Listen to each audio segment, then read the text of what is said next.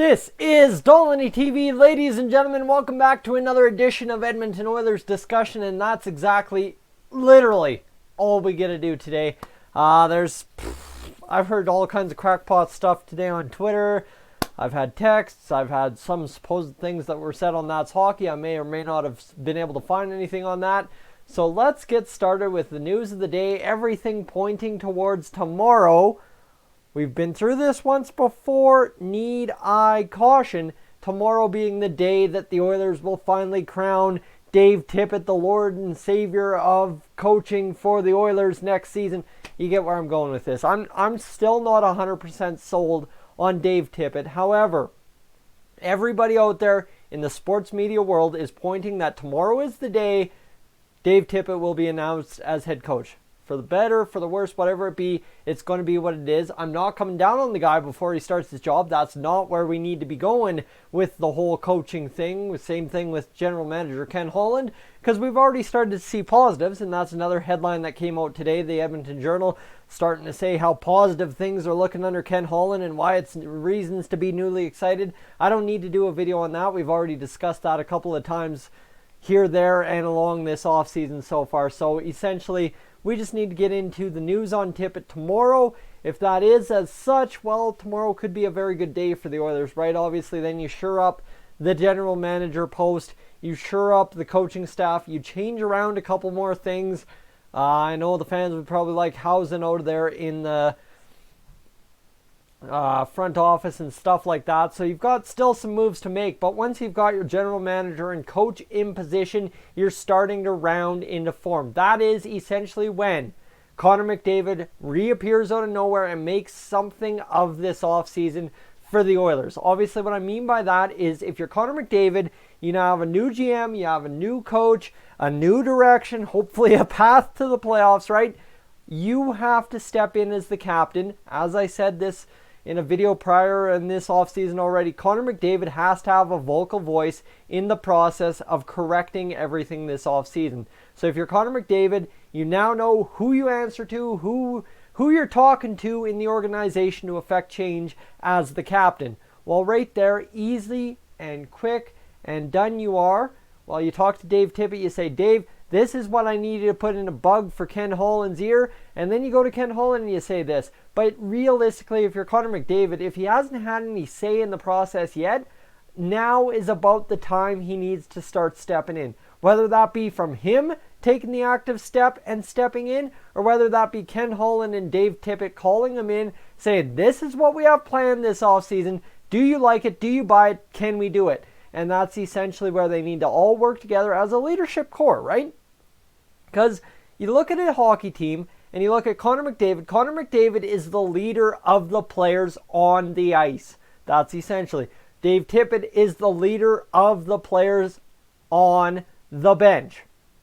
Now, Ken Holland is the leader of the players on the business side while also being the leader of the organization in the front office of hockey operations. And hockey operations is obviously leading the players along somewhere along the line. So it all makes sense in the end if you end up going down there. So Connor McDavid got to get into the process. Obviously that could start tomorrow if you name Dave Tippett head coach. Simple as that. Okay? I think we've got that topped off. That's where I wanted to go with that today. I don't think anyone's kind of taken that direction with this whole Dave Tippett thing yet, but that's the direction I'm taking. That's the next steps. Obviously, we can debate everything about Dave Tippett tomorrow if and when he is named head coach. Still not 100%, but as I said, everybody in sports media land pointing towards Dave Tippett is the man. All right. Point number 2 would be a guy in Fredrick Tiffels. We've already gone out into the Euro market and gotten ourselves Joachim Nygård. I swear that's like the third or fourth different way I've pronounced it, so let's hope that one's right. Anyway, Kurt Levins reported the other day. Now it's just kind of getting followed up by TSN, and it's gaining a little bit of traction, and you know how these things progress. Even I was a day behind on Nygård, so let's not kid ourselves there. However, Kurt Levins says that the Oilers have an eye on German forward Fredrick Tiffels. Now, Tiffels' backstory is he's a German hockey player. He's 24 years old. He played in the World Championship this year with Leon Draisaitl. There's your connection to the Oilers already. 6th-round pick of the Pittsburgh Penguins in 2015. 12 games with the AHL Wilkes-Barre Scranton Penguins in 17-18. And then 44 games with the ECHL's Wheeling Nailers, one of the all-time best hockey team names in professional sports. Let's just admire that a second. And then essentially, after the season, he was waived by the Pittsburgh Penguins. You ready for connection to the Oilers number 2? Let's go get it.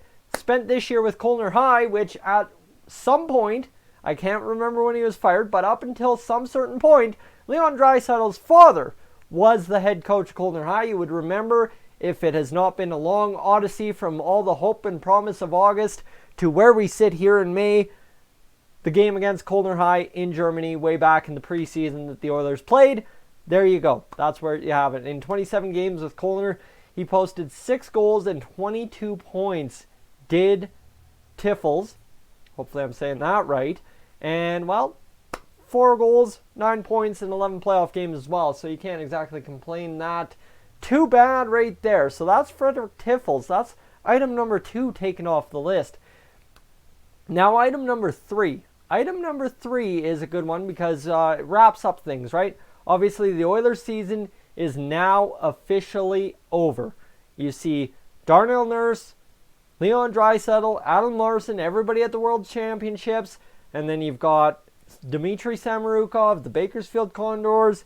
Everybody is done. Everybody in the organization is done playing hockey for at least a month or 2 until after the draft, when we get into the rookie camp in, I think it's July that the rookie camp comes up. I'm going to have to plan the offseason. I've been living by the shoestring this whole offseason, so it's almost time to get serious here. And maybe next weekend I better get the content calendar going. But essentially, you sit here and you look at, well, everyone's done playing. Darnell Nurse in the gold medal game comes up short, but has a heck of a world championship. And for a guy who, this season, everybody's playing it up in the media now, that was on, well, RFA holdout, really. We were negotiating a contract for the entire offseason with him. Finally get him at 3.2, has a breakout year, doesn't get the results he'd like with the Oilers, goes off to the World Championships, gets into the gold medal game. Guys, that's a great season for Leon Draisaitl, and I think it's one of which wraps up the season very nicely. If you're the Edmonton Oilers, to go out there and wrap everything up with a nice pretty bow. Things are done. Everything's good. Darnell Nurse comes up just short, just as the Oilers have done so many times. And there you go. The season's over. The season is officially over. We now hit the ground running with the offseason, and that's where we get into point number 4. I've got a 4th one, yeah. Apparently, Buddy was texting me, and this is something I'm just putting on the radar. This is just me and this total crackpot theory stuff, but this is the stuff that now we have to pay attention to, right? Now it's no longer day-to-day news about players getting injured or this or that, unless Andrei Sekera blows something else in his leg during training this offseason, heaven forbid. But now on the radar, I've got for some reason, Buddy said that something on TSN was saying something about Craig Button saying something about William Nylander in a first for Bear, Puljujarvi, Lucic, and our first. So that's just another thing I'm putting on the back burner, in the back of the mind. Keep an eye out. If you see anything, definitely come back to Dolynny TV. Give me a heads up where you see it, and we'll discuss it hopefully in a video once it's official. But that's where we sit, guys. Today is the official start, day 1 of the off-season for the Edmonton Oilers. Obviously, yeah, we've kind of been in off-season mode all this time. The players are done playing. Hockey is over. We get into the fun stuff now. We are less than 3 weeks away. Well, basically 3 weeks away from the NHL draft. June 21st. So basically, maybe I'm wrong. About 4 weeks. Just about a month. Under a month. Just under a month away from the draft in Vancouver. So let's go get it, guys. This is going to be exciting. A month, 4 weeks. You know what I'm getting at there. And that's it. This is day 1. Let's get on it. Let's get going, guys. Thank you so much for your support so far. The last item number 5. We've hit 6,700 subscribers here on Dolynny TV.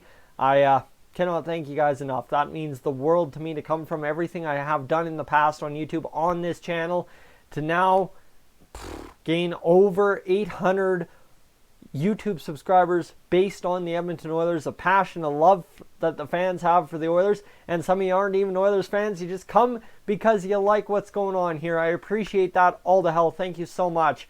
And hey, we've got a long off season ahead. Live streaming comes back mid-June. We'll be live streaming the draft. Let's go get ourselves up there to 7,000. Let's start the season with a brand new number in front. That's my challenge to you guys. I'm not going to ask any more for it, guys. I'm Tyson, this Dolynny TV. That's been day 1 of the off-season starts now, guys. I am up on out of here.